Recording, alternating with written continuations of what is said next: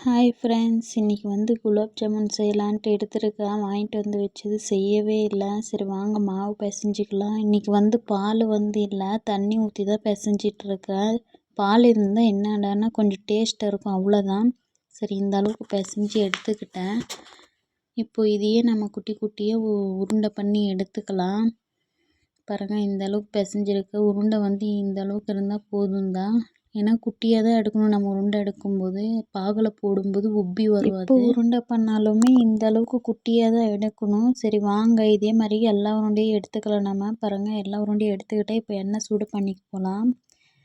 நல்லா எண்ணெய் சூடாகட்டும். சூடான உடனே நான் ஒரு உருண்டையாக போட ஆரம்பிச்சிட்டேன். இந்த அளவுக்கு சூடாக இருந்தால் போது. ரொம்ப ஹீட் ஆயிடுச்சுனாலுமே அடி பிடிச்சிக்கும். அப்புறம் ஒரு மாதிரி கலரெல்லாம் ரொம்ப தீஞ்சு போயிடும். அப்படி இருக்கக்கூடாது.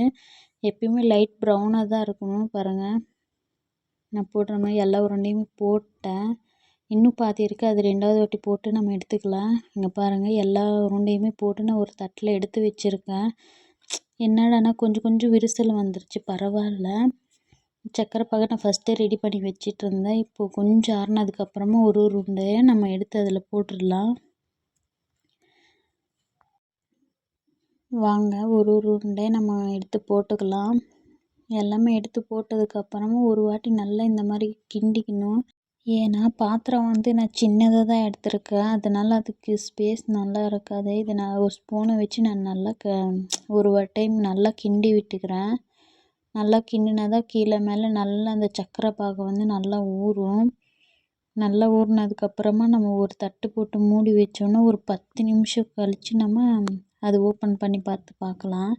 இப்போ பாருங்கள், கொஞ்சம் நல்லா ஊறியிருக்கு சக்கரை பாகில். இந்த அளவுக்கு வரும்னு கூட நான் நினைக்கல. பரவாயில்ல, நல்லா தான் வந்திருக்கு. சாஃப்டாகவும் இருக்குது, பரவாயில்ல.